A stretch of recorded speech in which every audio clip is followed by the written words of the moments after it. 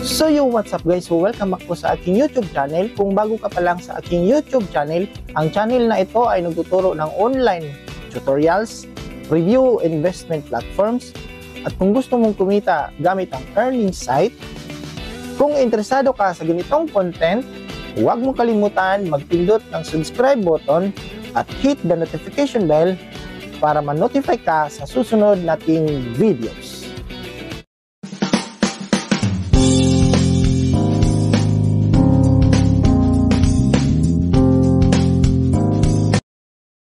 Disclaimer: this channel does not promote or encourage any illegal activities. All contents provided by this channel is meant for educational purpose only. So guys, hindi ko alam kung ako lang ba ang naka-experience nito after ko po mag-update ng iOS 18.5. Na-experience ko itong konting bug lang naman sa iPhone 16 Pro Max natin.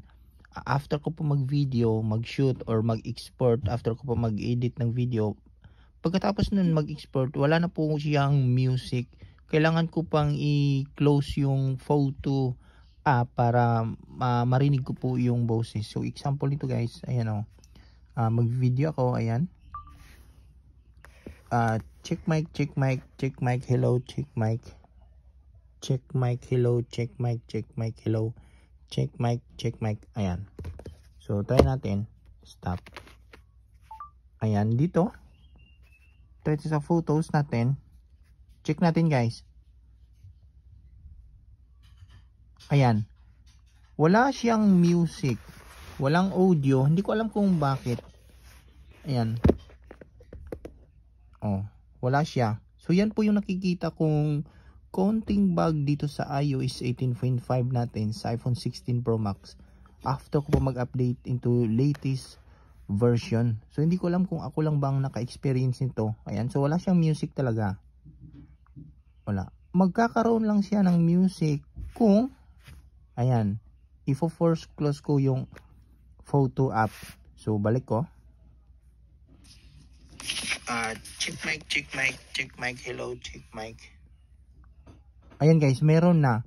Kailangan ko pa talaga siyang i-force close bago po siya, bago ko po marinig yung audio sa in-export ko na video o kaya mag-shoot ako ng video.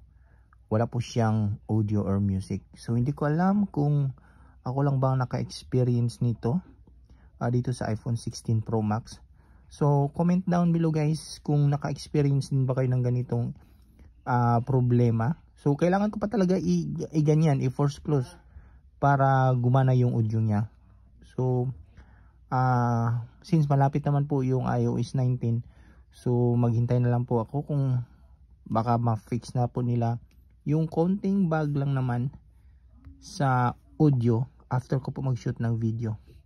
So tingnan natin guys, waiting pa rin sa iOS 19.